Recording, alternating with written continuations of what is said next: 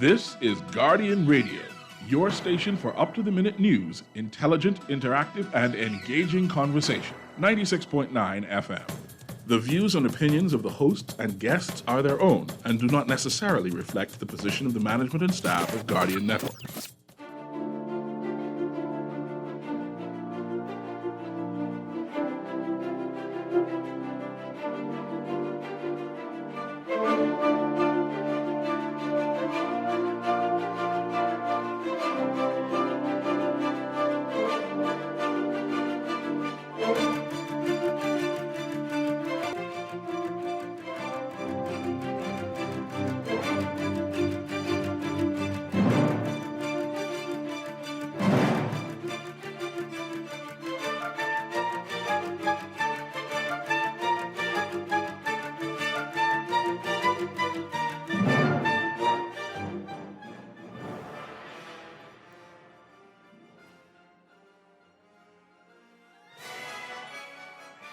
Hello, good night, and welcome to the Doctors In with Dr. Denotha Archer. That's me. I'm a family physician, family medicine specialist, so I take care of everybody.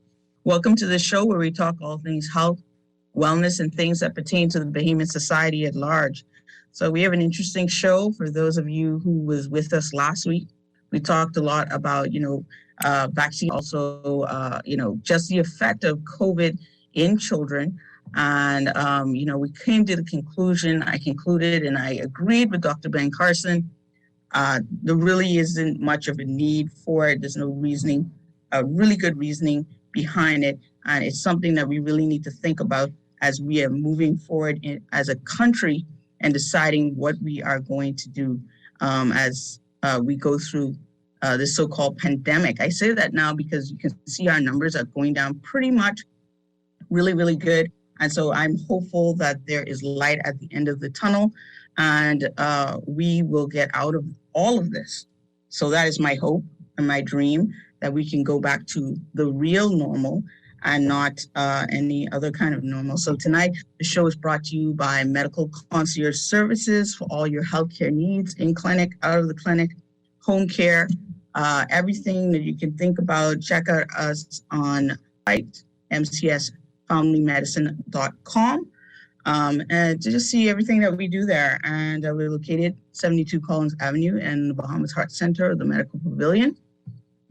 And you can reach us at 326-1521 or WhatsApp 429-4880. That's Medical Concierge Services.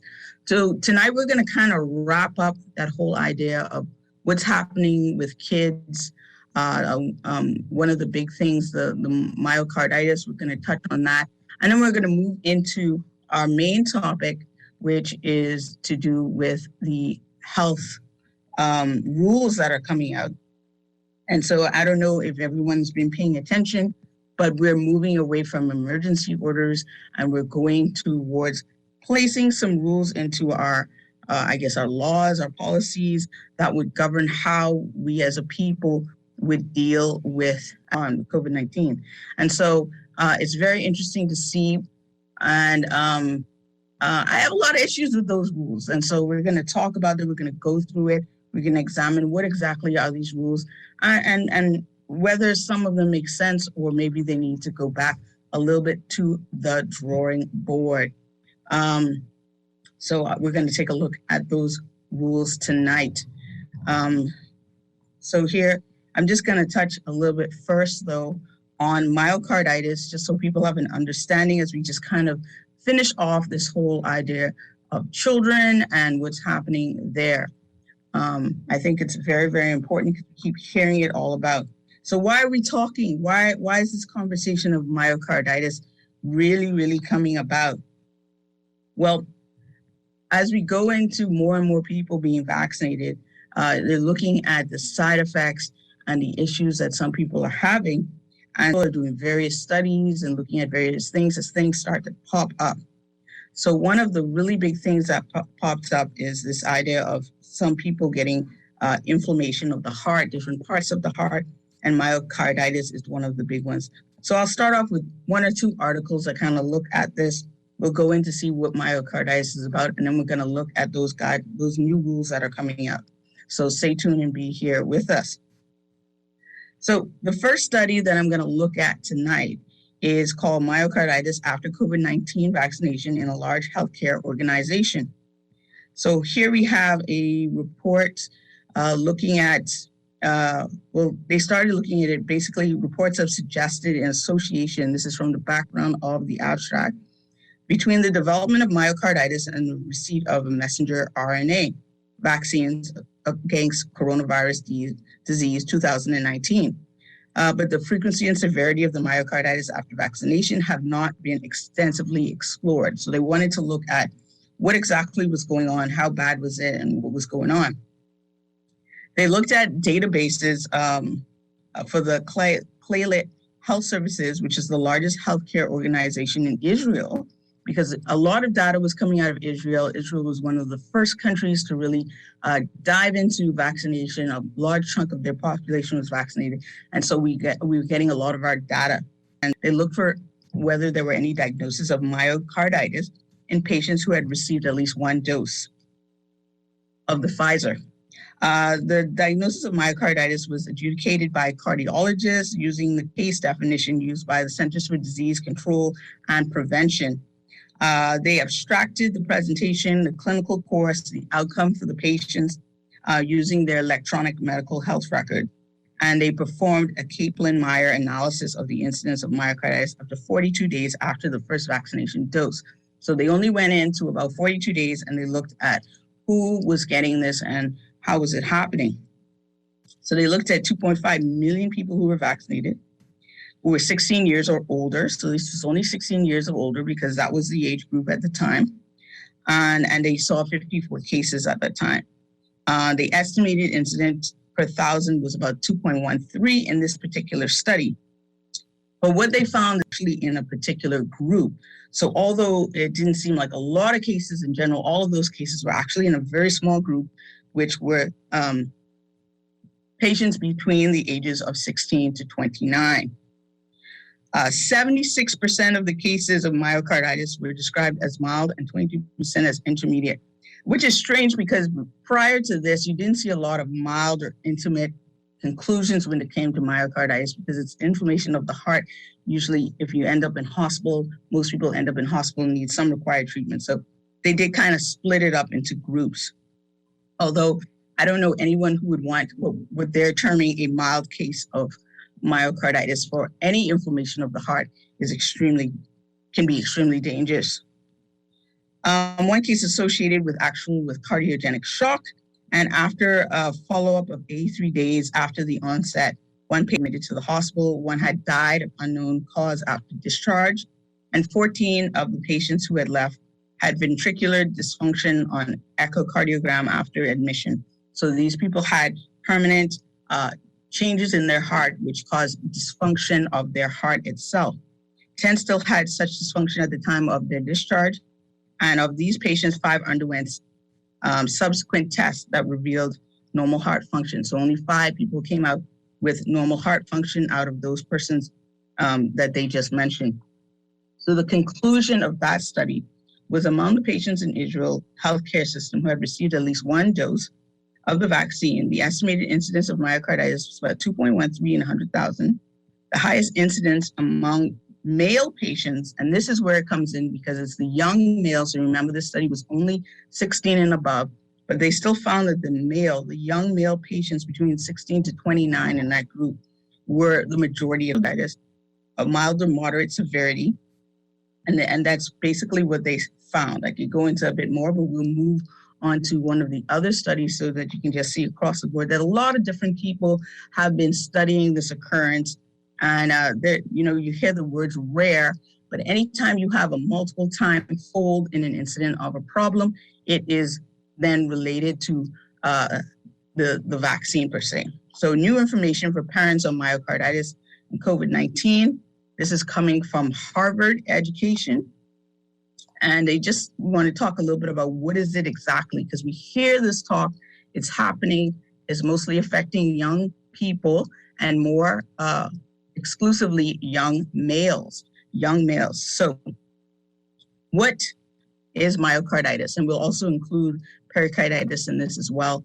So myocarditis is inflammation of the muscle of the heart. It is inflammation of the tissue of the sac that is around the heart. So your heart has a little lining around it that kind of protects it.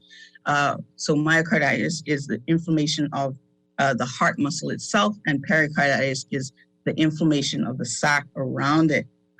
There are usually a lot of different causes for this inflammation. Usually it has to do with infection. So you would have heard that some persons, they would have said if they had COVID really bad, would also have had some form of inflammation of the heart. And so it's usually seen in viruses or some type of bacterial infection or something like that. So it's surprising it's really that it's coming up also with vaccination. It can also be caused by autoimmune conditions such as rheumatoid arthritis, certain medications, heavy metal poisonings, radiation. So it's pretty nasty disease. You don't really want it. And it can also be caused by vaccine. This is coming from health.harvard.edu, right? And although this is supposed to be rare, but we are seeing it more frequently with this particular group. The symptoms are chest pain, shortness of breath, abnormal breathing, so fast or fluttering or pounding of the heart.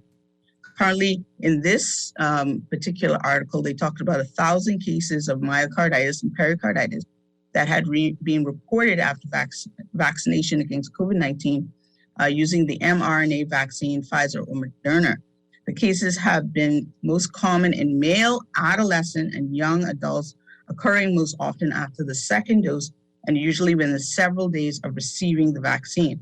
The majority of cases have been mild. Experts still gathering information, but about 79% of the teens and young adults who experienced it actually recovered. So 21% did not recover, 79% did recover. So those are big odds. Remember, young people, the risk of actually getting COVID and getting any sequelae from COVID or long-term COVID is extremely low.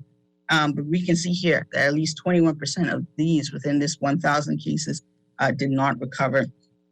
Right, so that's very interesting to know. It's understandable to worry. So, of course, they talk about don't worry about it. Just kind of think about it before you choose your vaccine or whatever. But we're coming to a point in the world where there doesn't seem to be a lot of choices. So healthy young people are basically able to get this if they choose so. So millions of doses of COVID vaccine have been given, and they're saying that, they only really saw 1,000 cases of inflammation. So cases have to be linked to the vaccine in order to be considered a case and to be counted. All right. And once again, though, however, they're talking about the entire population and not the amount of people within the age group who are actually vaccinated. So those numbers would be more interesting to look at to see how many within the age group the numbers are presenting. Either way you look at it, our young males come out worse than this. They seem to have the higher number of inflammatory cases affecting kids. So they compare and they say, well, they get an inflammation if they get COVID. And so is it really, is it better to still vaccinate? Well, most young people, as we talked about last week, don't get COVID unless they are usually have some underlying problem. So when I talk, I like to be in context to know that when you're talking healthy children, COVID is not a major issue. And then they talk about some that you can get, but that is coming out of there. And despite what the information that's coming out, they're still recommending that we move forward with that. All right. Just a little bit more on myocarditis before we move on. We talked about the symptoms, which are chest pain, rapid and abnormal heartbeat, shortness of breath, fluid buildup, swelling in your legs, ankles, fatigue, other signs and symptoms of headache, body ache, joint pain, fever, throat, and diarrhea. Now, when you look at myocarditis in children, symptoms might also include fever, fainting, breathing difficulties, rapid breathing, chest pain, rapid or abnormal heart rhythms, or what we call arrhythmias. And it's very important that you see your doctor if you're experiencing any of those things. There are lots of complications with myocarditis, including heart failure. You can have a heart attack or a stroke. We talked about rhythms, which can cause damage to your heart muscles and cause you to have other abnormal arrhythmias, and sudden cardiac death. So certain serious arrhythmias can cause your heart to stop beating, and it can be deadly. So that's why I say when they talk about mild or intermediate, you never know what the complications of myocarditis can be. And so to consider it mild when a lot of people have a lot of ongoing treatment and time and have to do testing over a while, it's nothing to really kind of joke about. And so, that's a major thing. So how do we diagnose it? You have to get an ECG. Usually there's a chest X-ray. You can do an MRI. We do an echocardiogram, which is like a scan of your heart. There are various blood tests to check the enzymes within your blood to see if your heart is functioning properly. And biopsy the muscle or do some type of cardiac catheterization. So I don't like the word mild and intermittent when we know that people can have really, really bad times with this and have to do ongoing treatment, usually in hospital and back and forth out of hospital in order to be treated and to have any long-term damage to the heart. And so that is a possibility of it. One last article dealing with this, I looked at in News Medical Life Sciences. I talked about the rate of vaccine-induced heart inflammation in children. And they talked about the chances of death comparatively, and we know that that's low in children.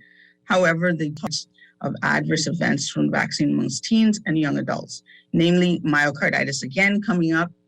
They also mentioned the study in Israel and also the studies that were done in the US. And so in August 2020, the Federal Drug Administration identified potentially a 1 in 5,000 risk of myocarditis developing in teen males.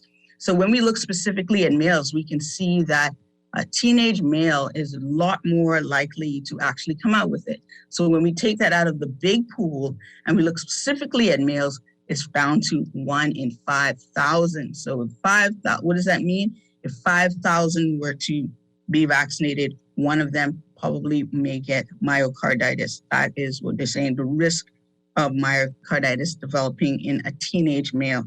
The CDC also reported an approximately 95% hospitalization rate for the myocarditis-related adverse vaccine events.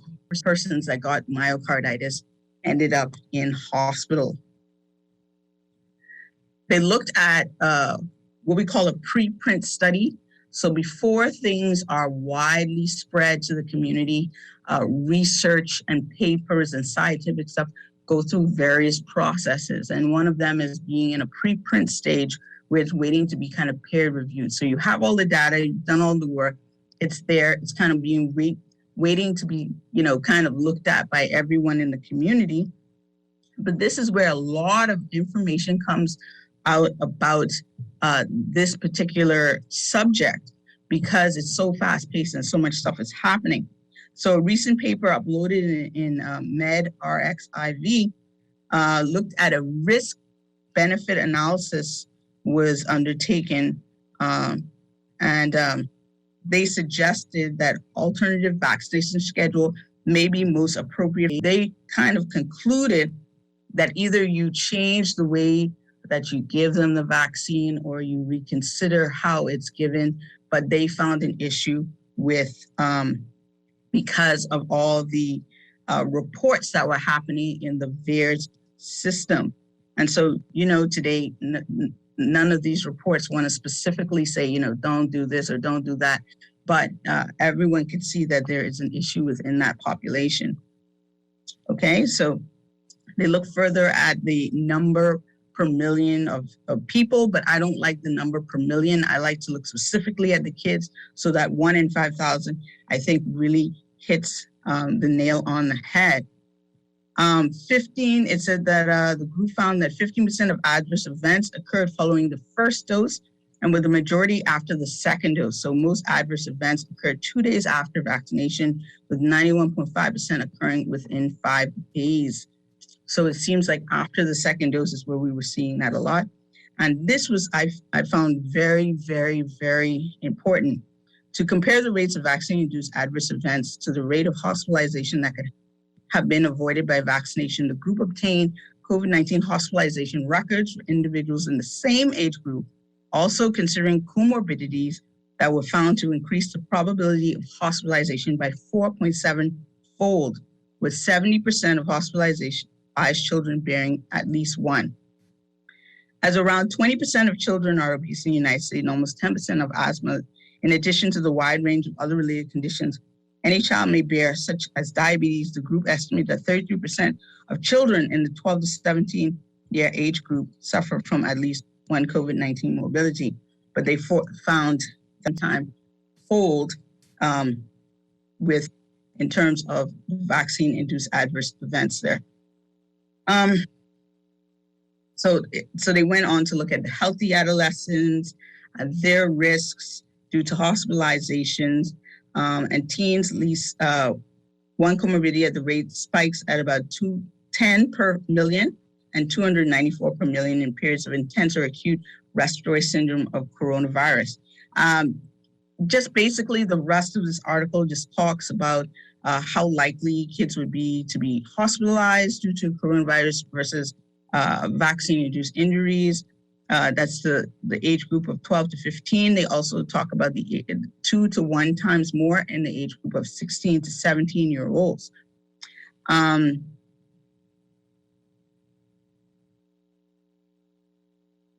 But places where rates were extremely low, we see even more that it's all right. So the article ends, and this is newsmedical.net, that long-term health effects of the mRNA vaccine on teenage boys is unknown.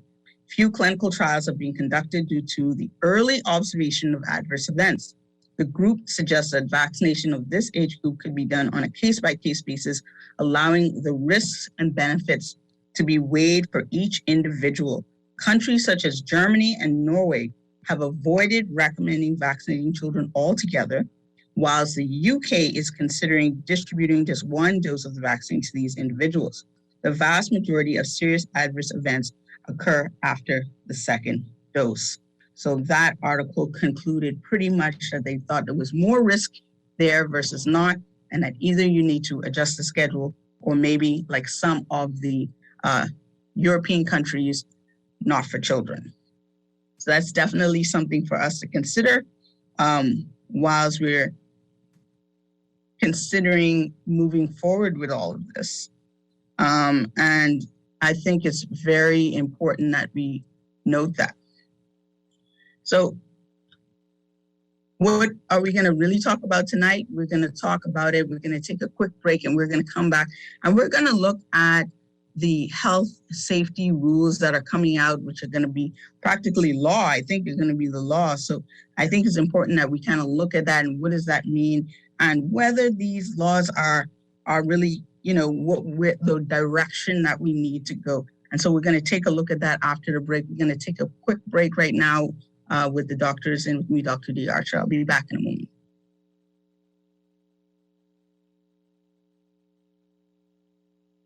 We're going to take a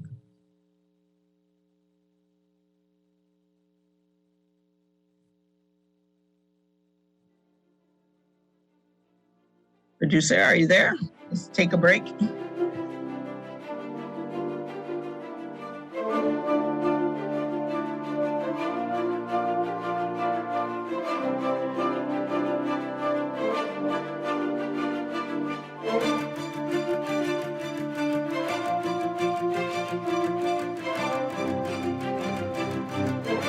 Life is always better with a little extra cash. At Solomon's, we know that every penny saved is a penny toward more happy times with those you love. With super savings in every aisle and budget-pleasing buys every time you shop, you can get closer to that family vacation you've been dreaming about. Go on, earn that new air fryer in produce. Snag that Exuma getaway with your cereal. Rawson Square Junkanoo tickets, aisles all together at Solomon's, where you can save more and live better. Always on the go? Missed the show? You can now listen to Guardian Radio talk shows anytime, anywhere on Spotify and YouTube by searching Guardian Radio 96.9 FM or by entering the name of your favorite show. You can also listen by logging on to GuardianTalkRadio.com and clicking on the podcast tab. Guardian Radio, continuing to provide you with fresh news and smart talk anywhere, anytime, all day. This is Guardian Radio 96.9 FM. Fresh news, smart talk, all day.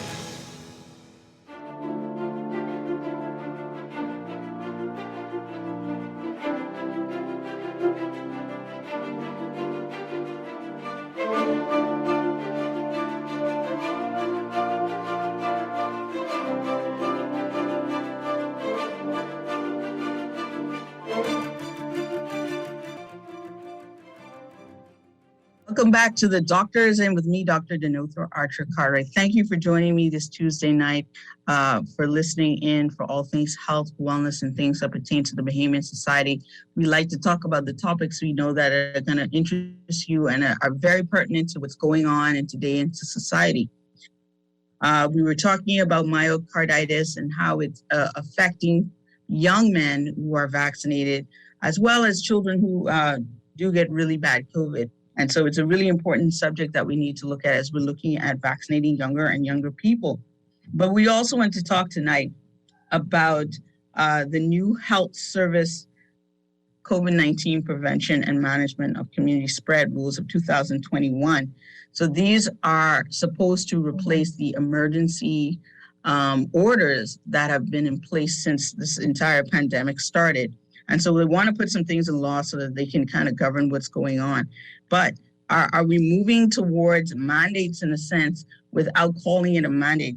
These laws are going to be basically enacted and we're going to be required to follow them.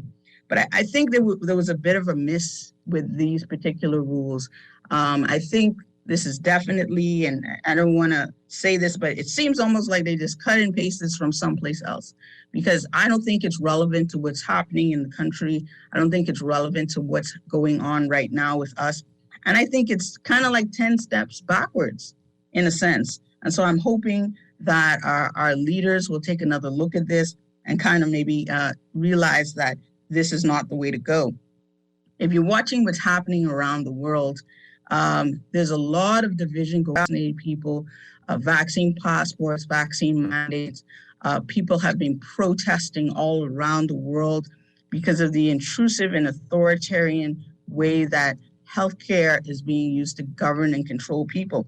And, we've been kind of silently getting there in the Bahamas. And I think we've been passively taking a lot of stuff. Because in the United States, a lot of part of the United States, you can't force someone to wear a mask. You can't force a lot of things, even though they've been changing their rules and regulations, but they're fighting against virtual things. A lot of things we've accepted as Bahamians. Most of us really want to make sure that nobody gets sick and nobody dies. And so we've kind of been passive with this. But at some point, do we really need to focus on what's really going on? So we're going to go through, we're going to talk about what these rules imply and what they are and how they're going to affect us. And, if you want to join in, you can join in. I pretty much have so I'm not going to stop you if you want to join in at any point. So our number is 322-6232, 325-4316, 325-4259. But it's important that we all understand what's happening and realize that this is going not to just be an emergency policy, but laws. So it starts off, the minister in exercise of the powers conferred by Section 29 of the Health Services Act, Chapter 231, makes the following rules. The rules may be cited as the Health Service COVID-19 Prevention and Management of Community Spread Rules of 2021. The rules shall come into operation the 13th day of November 2021. I don't know if they've actually passed these, but if they have, we all have a bit of a problem.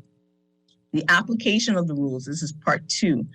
These rules shall apply to all the islands of the Bahamas and other less unless otherwise specified, and shall be read and construed in conjunction with the Health Services COVID-19 General Rules 2021. Part 3, the declaration of COVID-19 pandemic. Are we still in a pandemic? That is a question. And what is the definition for a pandemic? And so I think here we need to clarify what is a pandemic within our country, and we do not here. For the purposes of Section 29(2)(a)(9) of the Act, it is hereby declared that there exists in the Bahamas a pandemic of COVID-19. So they just kind of declared that. They go into part 4, goes into some interpretations in the rules, what is an accredited lab, the COVID-19 protocols, which means protocols provided by Rule 7, 8, and 9 of the Health Services Act. Rules, they call it. They're not calling it an act. They're calling it rules. I don't know what that means if it's going into law.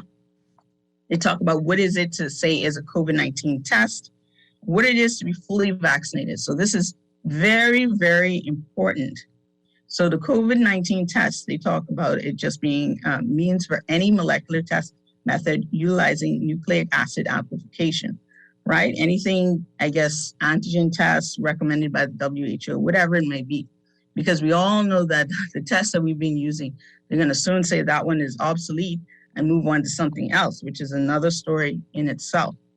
But what do they describe a fully vaccinated person as? So for those people who are vaccinated, you should pay attention to this particular aspect, because this is what they're saying here. It says fully vaccinated means that 2 weeks have elapsed since the person has received the required doses of a vaccine.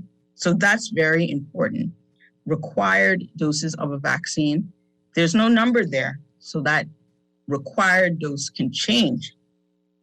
So that can mean any number that is, so if it's 10 doses, if it's 12 doses, that changes with, oh, sorry, the audio is in and out.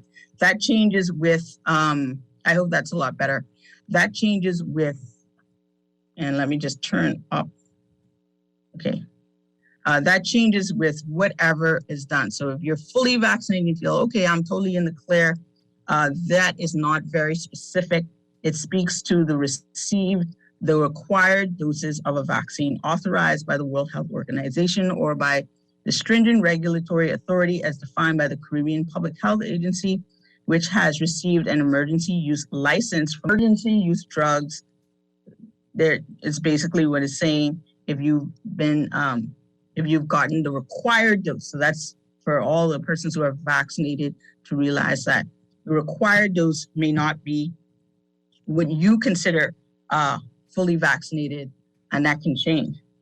So they also talk about isolation, what it is to have mandatory isolation. So there is parts of this that speaks to mandatory isolation and being able to put people in mandatory isolation.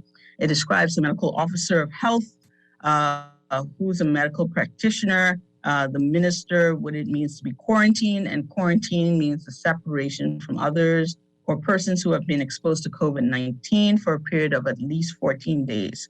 All right, and mandatory isolation means the separation from others of a person who has tested positive for COVID-19. And so as you can see, quarantine, they can quarantine you for, you can be quarantined for 14 days if you're even in contact. And then of course, isolation if you're positive. It speaks to residential care establishments and also social gatherings. So you'll see that comes into play later in this rules where they talk about social gatherings. And that's one of the main issues that I'm gonna have here.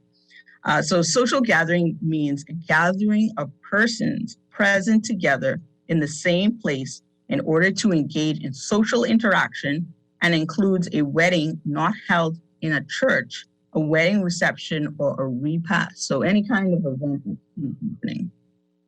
They talk about what the surveillance unit is and what it means to be symptomatic. So it means that a person is exhibiting symptoms of COVID or may be suffering from COVID-19.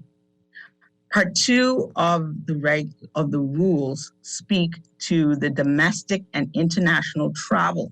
So the first part 5, talks to international travel. And it speaks to what are the requirements for entry for citizens for legal residents, and for visitors. And so except as otherwise provided in part, and there's a dash, I don't know if this was the uncompleted version, but a citizen or legal resident of the Bahamas who is present, who presents a travel health visa, or a visitor who presents a travel health visa, complies with all legal requirements for entry pursuant to the provisions of the Immigration Act, shall be permitted to enter the Bahamas. So this right here puts the travel visa, embeds it into the law, which I don't see why we need to do that at all, right? In fact, I found the travel visa very cumbersome for deal with that.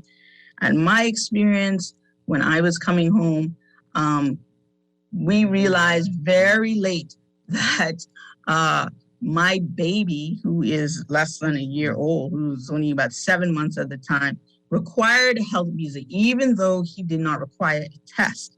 And we literally were at the airport at the last minute, for about an hour or so, just hoping that someone would respond to us. We ended up having to call the people in charge of the health visa, explaining to them that, this kid doesn't have a test, because when we tried to do it online, they were asking for a test, and they had to go down and explain, and they had to go and find their boss and explain to them that the child doesn't require a test and all this stuff.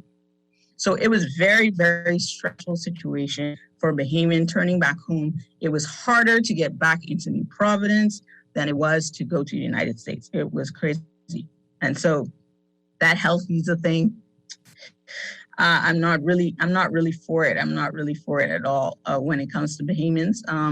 I don't understand if when I'm going to the United States, if I present just an antigen test, I could have gotten into the US. The rules have kind of changed a little bit now, but and it's amazing as things get better, the rules get stricter. But I could have presented an antigen test, get into the US, but coming back home, PCR test, all kinds of stuff. It was intense, and it was very scary because at one point we thought we weren't going to get our test back in time. And then we had to call the place in the United States, and they were like, oh, it's not done. And it was on someone's desk, and they had a hard copy, and they didn't send it to us. So that health visa thing is very, very stressful. Definitely there are better ways to do that. And that version of it, but don't like it. Okay, so part 6 talks about the requirements for the issue of a travel health visa. And this is where we get our first little taste of discrimination here. So for applicants for travel health visa who are fully vaccinated, so they've differentiated between the vaccinated and the fully vaccinated in terms of criteria. Now, we've been traveling all this time, and it's been pretty much fair. Even under the emergency health orders, we've all been pretty much the same. I think it was only for a short bit last year or was it early this year, that they actually slackened the rules for the vaccinated, and we saw the surge in cases. Undeniably, we saw an increase when there was no testing being done for the vaccinated persons. And we've come to realize vaccinated, unvaccinated, anyone can carry COVID. Viral loads are the same. So there's no reason to go in this path of really separating people. Huge difference between the two. I ask the question to people all the time, does it matter who you get COVID from? If you get COVID from a vaccinated or an unvaccinated person, does it change the situation? I don't think so. And so I don't think with all the information we have out there that we need to make this distinction, but here it is. They've separated it. I don't know if this is illegal. Anybody in the law would have to tell me if you can discriminate in this manner, but they separate the vaccinated and the unvaccinated. So if you're fully vaccinated against COVID-19, you have to submit via the Travel Health Visa Portal documented evidence that you're fully vaccinated against COVID-19. And you have to undergo a COVID-19 test administered by an accredited lab no more than 5 days before travel to commence. Submit or cause to be submitted to the ministry via Travel Health website results of the test together with contact information and all of that. So you have to do a test. It doesn't specify which COVID test. It seems like you can do any one. It's fine if you're vaccinated. If you're not fully vaccinated, they want you to do a RT-PCR. And so there's no doubt about that. You have to do an RT-PCR. And so I don't know why there needs to be a distinction. If both categories of people can carry COVID and spread COVID, then the testing should be the same. So if you are allowing any test, let's say an antigen test, then it should be for both. And I think at this point, an antigen test, right? Is a child between the ages of 5 and 11, they shall undergo a COVID-19 test administered by an accredited lab no more than 5 days. So children 5 to children are very unlikely to be spreaders of COVID or have COVID. They still need to be tested. So that's, there's a lot in that process. And then, of course, the guardian has to do that. There's no mention of the children under that age. So I'm not sure exactly what that means, if they are being taken off of having to do a travel visa or not. Right? And then we'll go into later on, we talk about the fees, because there's also a bit of discrimination there. You still, if you're unvaccinated, you have to pay these fees, even if you're Bahamian. So a travel health visa is issued, this is part 2 of that section, to a person referred to in this rule shall be valid for travel into the Bahamas for a period of validity of the COVID-19 test being taken to obtain the travel health visa in accordance with Rule 10. The holder of the travel visa shall not be required to undergo a further COVID-19 test to embark upon inter-island travel where the test submitted to obtain the travel health visa is still valid. So it's within you can travel through the other islands using the exact same test. Now, the cruise ship passengers all have to be vaccinated, basically. There is no room for anything else. And I think the cruise ships are requiring vaccination for those persons. While cruising in the Bahamas, we subject to the testing requirements mandated by the cruise line operator as approved by the minister. Every cruise line operator should comply with local and international guidance document governing health in the cruise line industry as approved by the minister.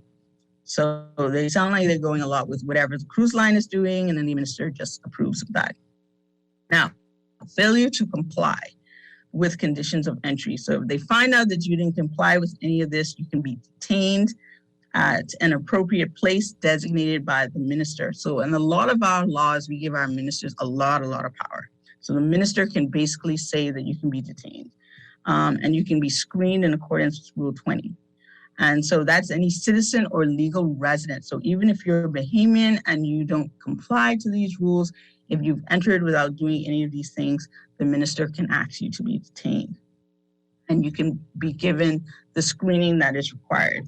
A visitor who enters the Bahamas and fails to comply with these rules commits an offense and shall be, and so this is an offense for both citizens and visitors. And so visitors who enter can also be detained by the minister. They can be screened and liable to deportation to the last port of embarkment at early opportunity. Where a visitor is detained at a private place, the cost associated with his detention shall be at his own expense. So pretty serious stuff here. Bahamians can be detained, foreigners can be detained, and it's basically an offense. When we talk about Section 9, which is our inter-island travel, that's Part 1, 9, Part 1, a person who travels inter-island as a passenger in any aircraft or vessel from an island listed in the second schedule shall at the point of embarkation produce to the operator of the aircraft or vessel. So once again, we see a separation of persons. If you are fully vaccinated inter-island travel, the negative results of a rapid antigen test or an RT-PCR.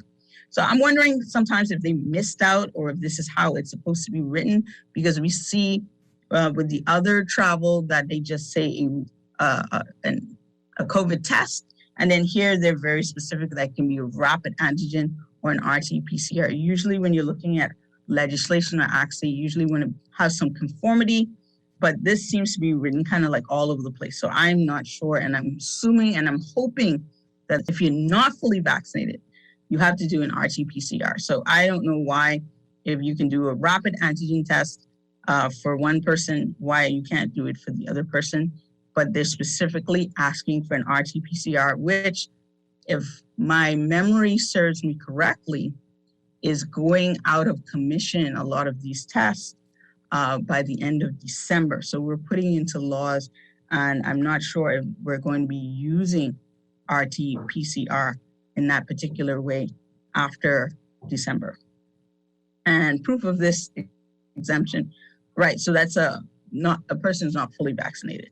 And I'm not really saying not fully vaccinated. Everything on this banks on vaccination, as if vaccination is the default, when the default is actually unvaccinated, and because you actually have to, go and get injected and have medication placed inside of you to be vaccinated. So if he's not fully vaccinated, I'm not sure what that means, and they didn't describe what that means either.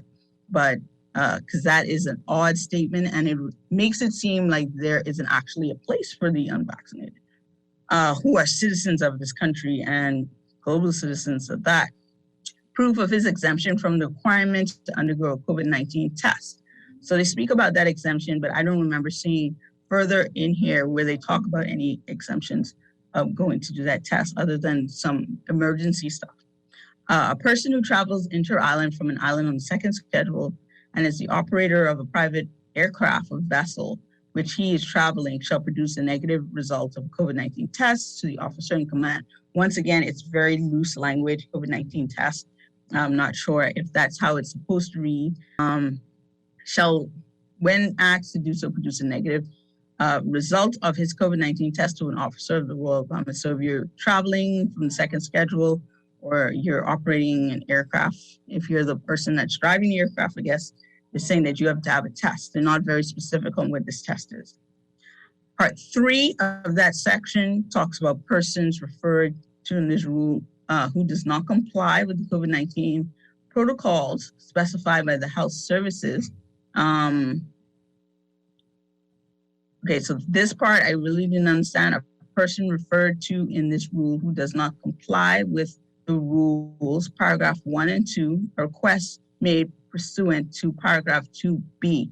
So I'm not sure if they were supposed to be talking about exempted persons, but they're just saying that those persons commits an offense and is liable upon summary conviction to a fine not exceeding $1,000. So they can charge you up to $1,000 if you don't go by these rules. So these aren't really rules, these are laws or mandates. A person who travels inter-island from island not listed in the second schedule should not be required to undergo COVID-19 tests. So if you're going inter-island, of those things on the second schedule, which is strange because those things would change. And it's interesting to have laws when you know that things are going to change so rapidly here. Where the minister makes a person who travels inter-island from any island not scheduled in the second schedule should not be required to undergo COVID-19 testing. Where the minister makes an order restricting travel to or from any island. And so this really is just emergency orders placed not in the hands of the prime minister per se, but just in the hands of the health minister. So I don't know how this becomes any better than what we've had, and not very flexible. So at this point, I'm even starting to think, hey, maybe the emergency orders would be better than this, right? It goes on to talk about the validity of the COVID-19 test in section 10 and about the different diagnostic places that can be done. So a holder, part 2 of that talks about a holder of a travel health visa whose journey to the Bahamas extends beyond the period of validity of a COVID-19 test shall be permitted to enter the Bahamas provided that the captain of the vessel can prove at the point of entry that, hey, the aircraft or the vessel to Bahamas commenced prior to the expiration. The travel to the Bahamas was direct with no prior stops to any other calls. So if you happen to land in the Bahamas and your test is, because your test is if your test is like expired just as you enter, then that is basically they will exempt you from that. And then they do talk about some exemptions here from requirements to undergo a COVID test. And the test for re-entry is within 24 hours of departure. So when a person travels from the Bahamas and returns within a period of 24 hours, the person should not be required to undergo a new COVID-19 test to re-enter. When a person travels from an island listed in the second schedule to any island in the Bahamas and returns to the originating island within a period of 24 hours, the person shall not be required to undergo a COVID-19 test.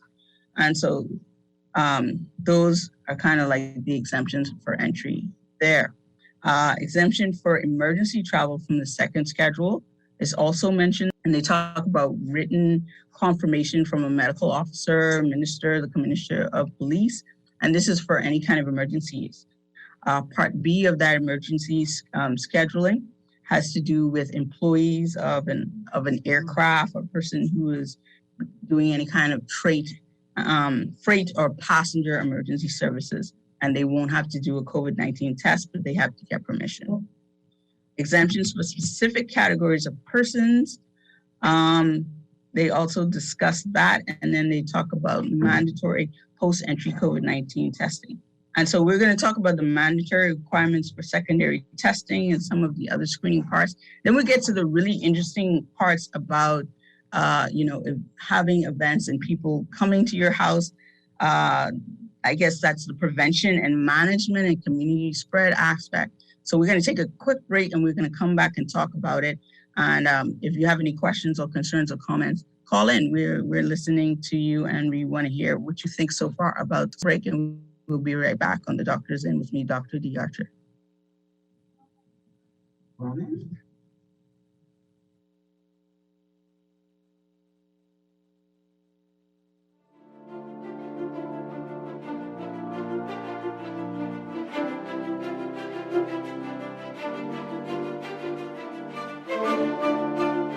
Life is always better with a little extra cash. At Solomon's, we know that every penny saved is a penny toward more happy times with those you love. With super savings in every aisle and budget-pleasing buys every time you shop, you can get closer to that family vacation you've been dreaming about. Go on, earn that new air fryer in produce. Snag that Exuma getaway with your cereal. Rawson Square Junkanoo tickets, aisle 7 just restocked. Bring it all together at Solomon's, where you can save more and live better. Always on the go? Missed the show? You can now listen to Guardian Radio talk shows anytime, anywhere on Spotify and YouTube by searching Guardian Radio 96.9 FM or by entering the name of your favorite show. You can also listen by logging on to GuardianTalkRadio.com and clicking on the podcast tab.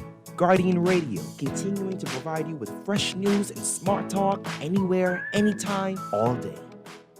This is Guardian Radio 96.9 FM. Fresh news, smart talk, all day.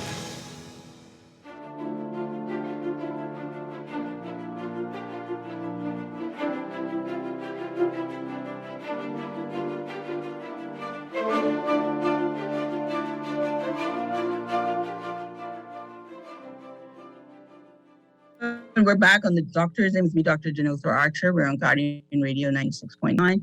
Thank you for joining us for all things health, wellness, and things that pertain to the Bahamian society. Tonight we're going through the health services, COVID-19 prevention and management of COVID community spread rules for 2021. These are the rules that are being proposed to replace the emergency orders that are in place and give us something to be governed by. Now, these are, I guess, going to be laws, rules that we are all supposed to follow. So I think it's important we all take a look. I think we kind of on the wrong track with some of this stuff. And I think we're almost really past that. So if you want to join in the conversation, 322-6232, 325-4316, 325-4259. So that's 322-6232, 325-4316, 325-4259. So we are on part. It starts to get kind of a little more interesting here. So it talks about the prevention and management of community spread and your obligation to report. So this is something a little bit different than we've seen even in the emergency orders. I'm not sure if we actually covered obligation to report. We didn't talk about it as much, even though it might have been embedded in there. So part 16 of this talks about the duty of the head of household to report an outbreak of COVID-19. So it says where a resident of any household is symptomatic and that person is referred to as the patient, the head of the household to which such patient belongs or his nearest relative or other responsible adult in the house or a person in charge of or in attendance on that patient shall, as soon as he becomes aware or suspects that the patient is suffering from COVID-19, forthwith inform a medical practitioner that the patient is suffering or suspected to be suffering from COVID-19 and call him in to visit, call a medical practitioner to see the patient. So they're putting responsibility on the head of the household to know who in the house has COVID and to actually inform a medical practitioner of that. It goes on in part 2 of that to speak to where a medical practitioner comes and attends on a patient, he shall notify the surveillance unit that the patient is suffering from COVID-19 and provide information. So that part is pretty basic. A medical practitioner, the head of the household that he belongs to or whoever is in charge, basically becomes aware of the suspect is suffering from it, should notify the surveillance unit. So they're saying that the person in the house should actually call surveillance and tell them about it. In the event of a death of that person, the medical practitioner basically would be in charge of that situation. And those who were not attended by a medical practitioner at the time of death, the head of the household would be in charge of informing a medical officer of health about the death of the patient. The duty of operator, part 17 of the residential care establishment, talks mostly to residential places where, if they become aware, some of the similar things that it just that in a residential place like a group home where older people might be, it has a similar rules in effect. About number 18, quarantine of a person suspected of COVID-19. And it talks about quarantine being like 14 days, beginning from the time which the person's quarantine under the rules begins. So once they kind of find out that 14 days from there, once they develop the infection and they're required to do screening. I guess part 19 is the imposition of screening and other restrictions and requirements where a person has been quarantined according to section 18. A medical officer can orally or in writing impose one or more screening requirements, carry out an assessment based on the outcome. They can also impose continuation of the quarantine. They can release a person from quarantine, or they can transfer a person from quarantine. So the medical officer gets quite a bit of power there as well. But this in keeping with some of the stuff that we already are doing. Restrictions or required imposed under paragraph shall be made with the medical officer considers the restriction of requirements appropriate. So I just think that in some of those places, it may just need to be a little bit more specific so that there is no one that abuses that power. Part 3 of that section talks about restriction or requirement under imposed if it has to do with a child, ensuring that there's compliance with restriction requirements, and provide any written notification of restrictions or requirements imposed very as soon as reasonably practicable. So it just talks about how you're going to then deal with it if the person is mentally challenged, if it's a child, and making sure those requirements are met. Requirements that you have to be truthful and answer questions, anything that the health officer can ask you. You have to be truthful. This part I have to query. So for the purpose of these rules, a person required to undergo screening shall answer questions in a truthful manner about his health or other relevant circumstances, including travel, health, symptoms, contact information about other individuals with whom he may have had contact. Produce any documents which may assist a medical officer in assessing his health, and allow a medical officer or his designate to take from the person a biological samples. So someone is calling me online. Don't call me on my phone. You can only call me.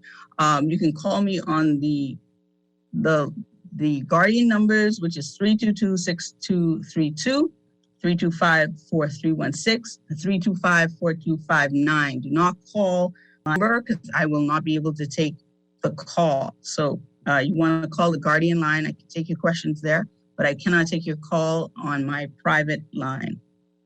So I find that is quite interesting there, because once again, don't call me on my private line. I am not available to take calls there, and you will have to call me through the Guardian radio. So whoever's calling me, I hope you're hearing that.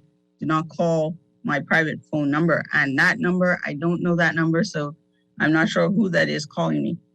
All right, so we are talking about the health and safety rules that are proposed.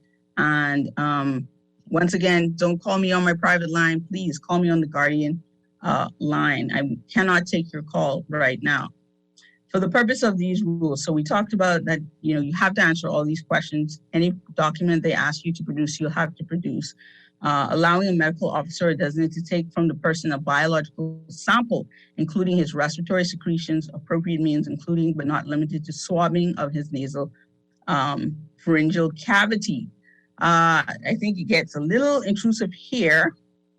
I'm not sure about why they're putting it in there in that particular way, but these are things that I feel like should require a person to say yes or no, blood or saliva. So I would need clarification on that. Provide a sufficient contact information to enable immediate contact tracing. That is quite understandable. Taking the samples, not too sure. To expect someone to provide a sample if they don't want to. I guess that is to confirm a diagnosis, but I think that one can be a little bit tricky. All right, part 2 of that, where it's a person or child or someone who's mentally, intellectually incapacitated, is some of the same things that they'll be able to do. Part 21 talks about mandatory isolation of persons who test positive with COVID-19, saying that a medical officer of health should require a person to keep in isolation in accordance with the rules.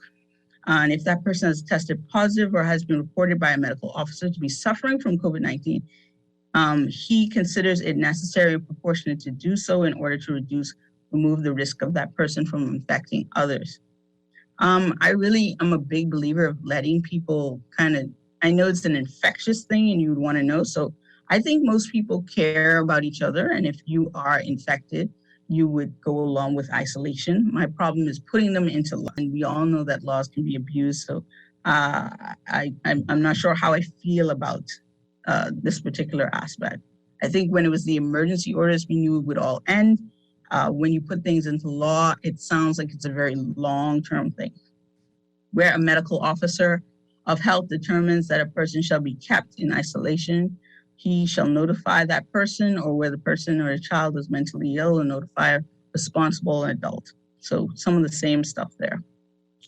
And a lot of this stuff is, if in the opinion of a medical officer of health, such a house or part of a house can be used as an effectual place for isolation, person such that the house shall be deemed an isolation station. So quite a few things left up to the medical officer. I guess that's fine. That gives a bit of flexibility. I just hope there's no abuse in some of this stuff. And part 4 of that talks about the medical officer's determines that a person should be kept in isolation under this rule. He may impose or in relation to that person restrictions or requirements, including ongoing screening requirements and tracing of contacts.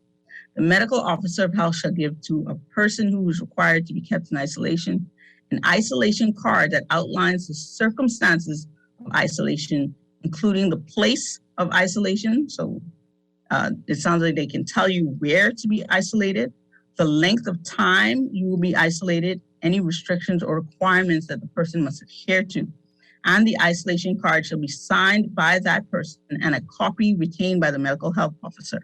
So as you can see, these are even a little bit more restrictive than even under the emergency order. So very kind of tight control there. I'm just hoping there's no abuse in that manner. So I don't like how that reads. Monitoring a person in quarantine or isolation. A person placed in quarantine or isolation should be monitored by persons authorized for tracing contacts, blah, blah, blah. That's okay. Medical officer of health as a condition to be monitoring under paragraph require a person placed in quarantine or isolation to provide information. So more of that kind of stuff. Offenses in respect to violations of quarantine. Basically, if they put you in quarantine and you abscond or you try to leave quarantine or isolation, if you intentionally or recklessly provide false information, if you fail to comply with any of the orders, it's basically an offense. You're liable upon summary conviction to a fine not exceeding $1,000 or a term of imprisonment not exceeding 2 years, or to both such fine and imprisonment. So breaking these quarantine or isolations, you can go to jail and you can pay a fine. How people feel about that, if it's heavy-handed, or if they think that's what needs to be done. But yes, they are saying that you can be fined or you can go to jail by breaking those rules.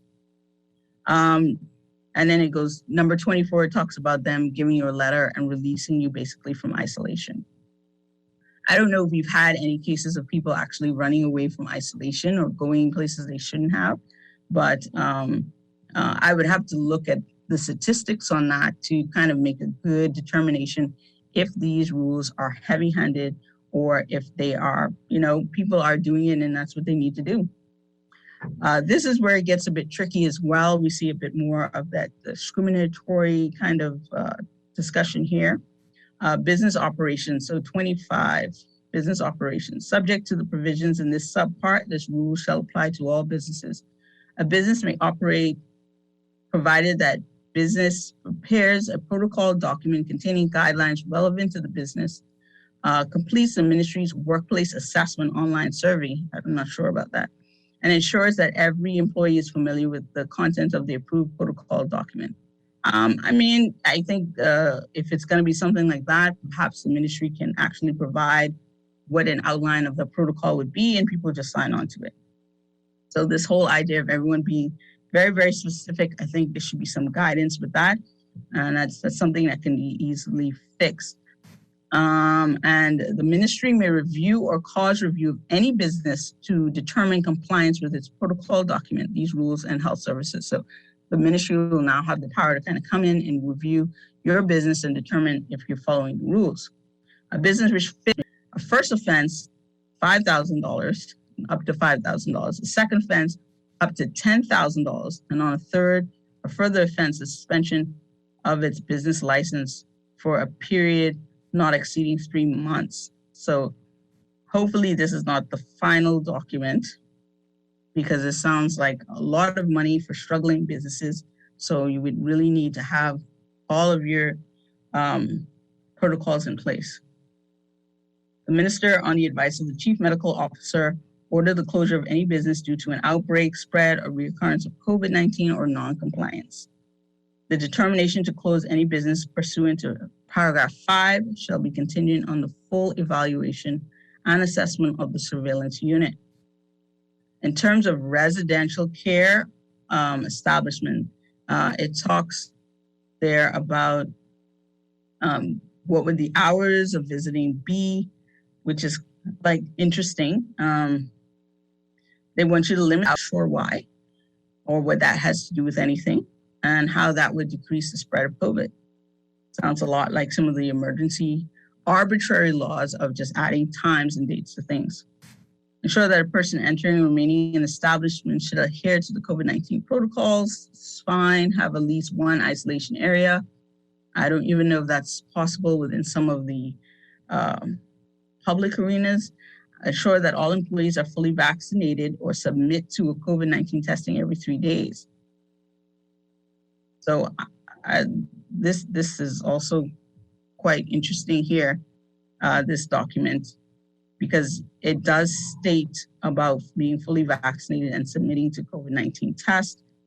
adhere to any guidelines issued by the approved ministry. As I read this more and more, I'm wondering if this is just a draft, because that in itself would have to go.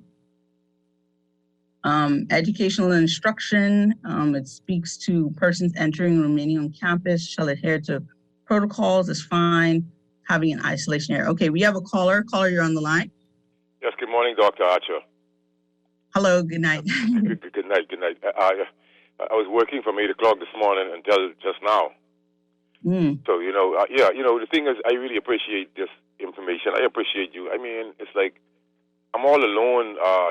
It's sad, Dr. D. It's really sad.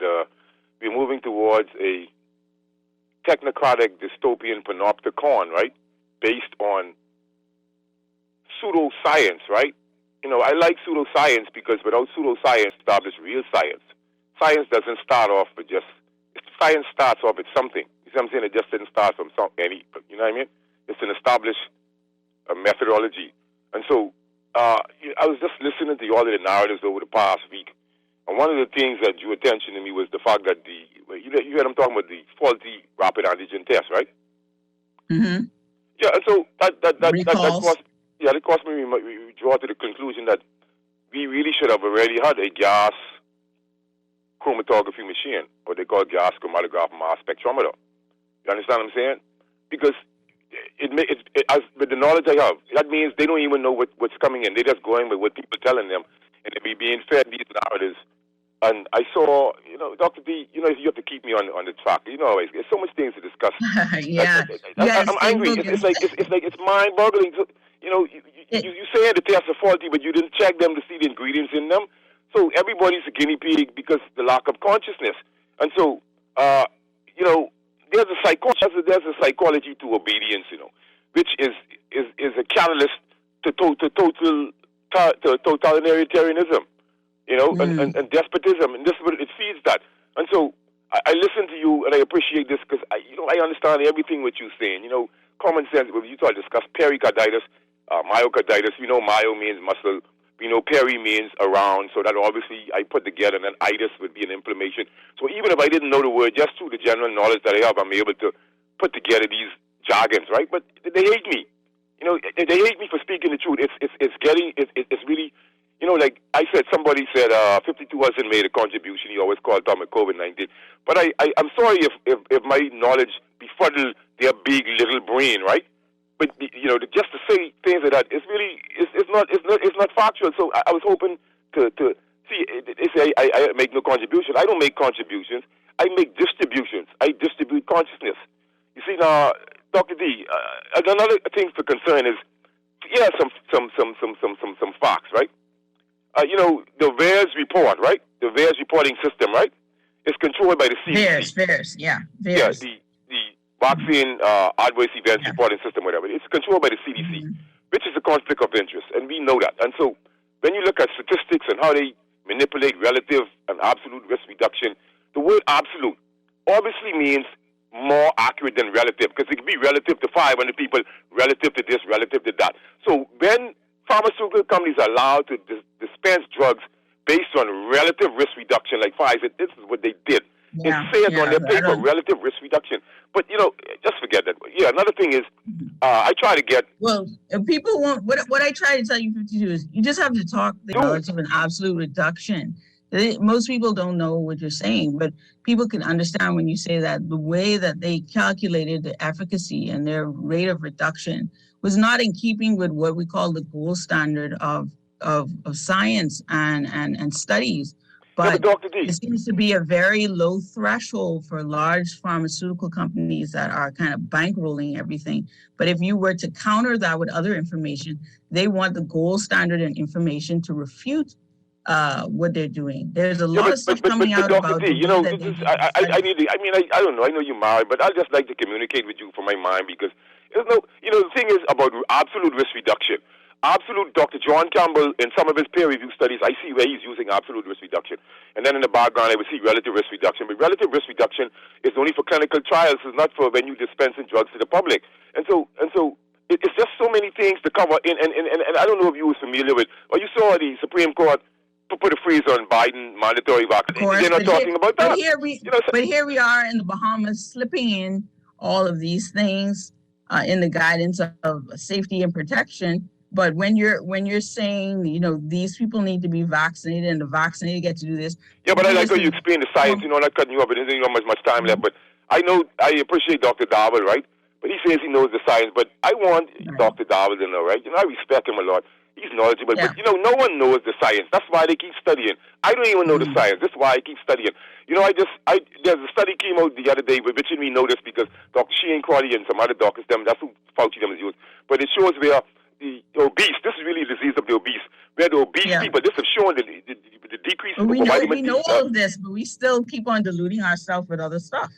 Yeah, but what I'm saying is the lack of vitamin D, which leads to higher inflammatory response. But it shows that obese people are not producing antibodies; they're producing autoantibodies, which you know what that means. I don't need to get into all of it. But what I'm saying is, Dr. D, also Informed Action Network, right? Informed Consent Action Network. They highlighted a case the other day where the Health and Human Services failed to disclose to Congress for 30 years a safety data vaccine report update, right, to Congress, to the NIH and the Health and Human Services. And these are things on the books. They're from 1988. These people haven't disclosed a safety a vaccine update and safety report. You understand what I'm saying? And then another question to the... You got 30 seconds. I got to just get through the last bit of this thing. But another question is, how long does the question is, how long does the body continue to make spike protein, seeing that there are studies coming out now showing that the spike protein is entering the nucleus of cells and causing DNA repair, DNA disruption in repairs, et cetera, all right?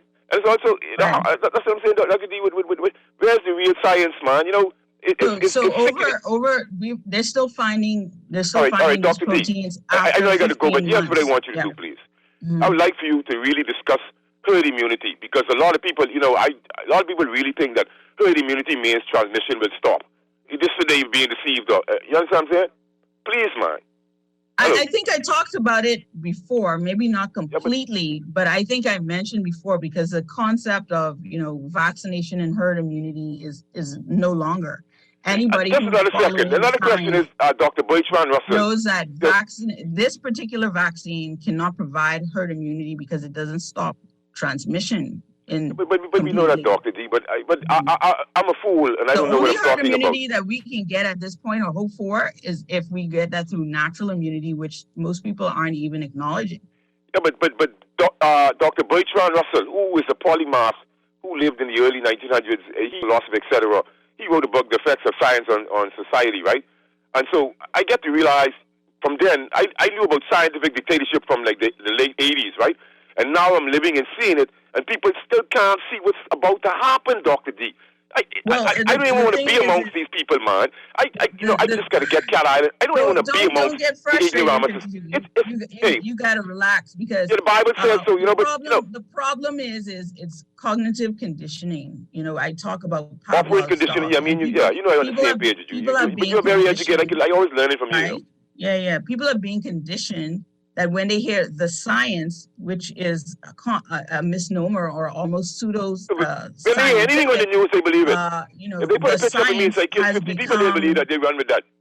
Just like when they say they rape the little girl that day. A person or a thing, which is not true. Science is always changing, evolving. Yeah, the structure of science, Dr. Khan. I take a break, man. Hey, Dr. D, you're my brethren, right? I read in the Bible straight through, man. I have an elderly friend who's much older than me. She's very knowledgeable, and she's always guiding me. She's listening. I mean, it's just, listen, man, I appreciate them so much. Bless her. I appreciate you, Dr. D. Bless her. Thank you so much. We're going to get through the last of it. We might be able to take one more caller if they're interested. But just last part, let's just go through, just finishing off the new health safety rules. Some of it is a bit intrusive. I'm hoping that the powers that be, if they're listening, they're going to revamp this before they make this into any kind of law or rules. So 29, if you look at the restaurants and how they can operate, when they talk about inside dining, again, we continue with the discrimination between the vaccinated where all the patrons have to be fully vaccinated and they have to have a negative or rapid antigen test. Well, the vaccinated people are probably saying, well, why do we have to have a test? Well, it's because you can still catch and pass on COVID. So what makes you different from the unvaccinated? I have no idea. But they're allowing you to eat indoors, but they're also requiring you to have a test because you need to have a test if that's the way you're thinking about COVID. So this whole idea of providing the vaccinated with, I guess, with their it's like you're gifting them something, but it's just the rights that they always had.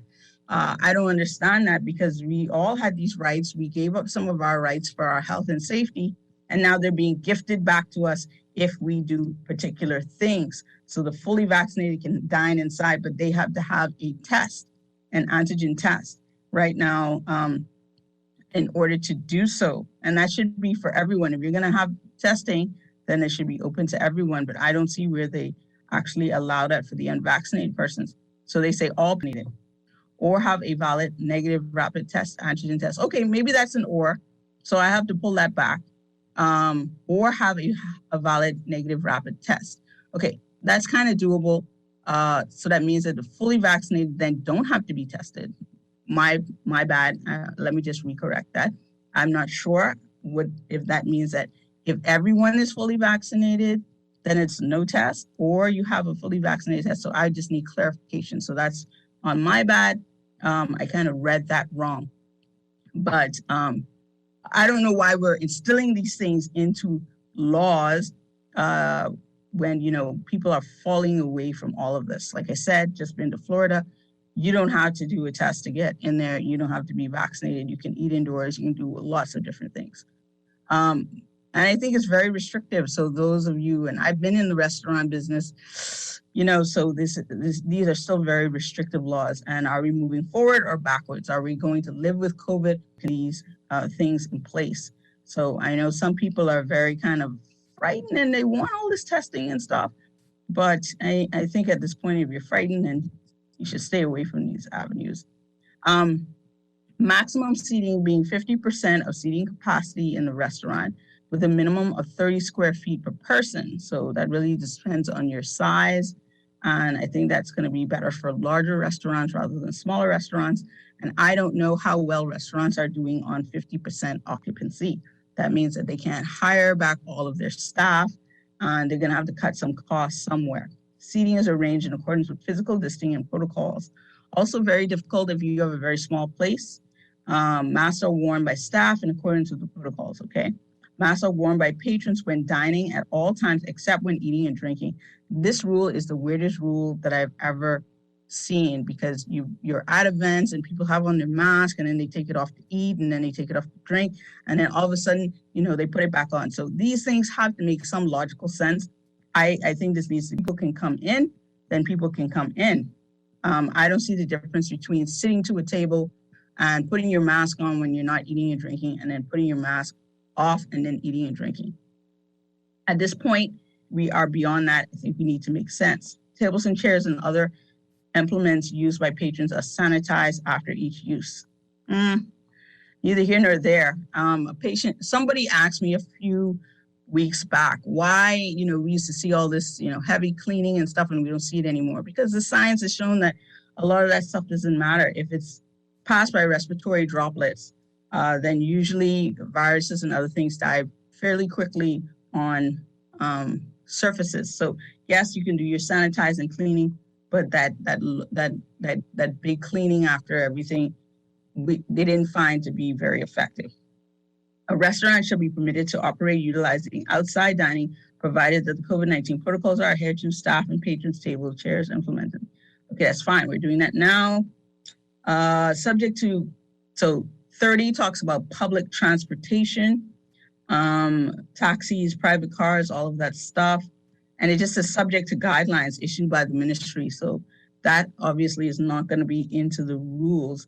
And so I think too, we need to do some of that stuff as outside of this. Religious instruction and social gatherings. That's interesting again. So a church or place of religious instruction or worship may conduct services, including weddings and funerals, in accordance with the protocols established by the Bahamas Christian Council and approved by the ministry. So the Christian Council obviously got their say in there, active in becoming a part of this plan. Funeral services conducted in a church or a place of religious instruction shall be conducted without the presence of the remains in an urn or casket inside the church. Okay, I don't quite get that one. But anyway, a church or place of religious instruction or worship on an island listed in second schedule may conduct services provided that the attendance is limited to 33% of occupancy. All right, so 33% of occupancy and protocols established by the Bahamas Christian Council and the ministry. Graveside, they just say COVID-19 protocols and any protocols issued by the Bahamas Christian Council. So the Bahamas Christian Council have actually gotten in there and have been able to, I guess, get whatever they needed in there. So they're going to dictate their own rules. Social gatherings. A person may host or attend a social gathering at a private residence with not more than 20 persons or at a facility provided that all vaccinated and all COVID-19 protocols are adhered to. So once again, discrimination. I think this one is the biggest. I don't know why. If you can test to go for dinner, why, if you're having a private gathering or a social event, they didn't mention it here. A person may host or attend a social gathering held outside, provided that all attendees are fully vaccinated or present a negative COVID-19 test. So they give you that option for outside gatherings, but still they somehow give the fully vaccinated a pass on testing. And we all know there have been events with fully vaccinated persons in the US where people have caught COVID.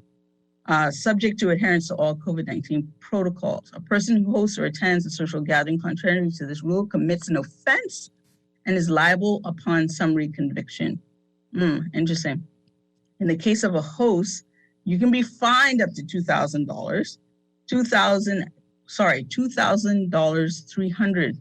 I don't know how they wrote it like this. So they might need to go over this just a little bit.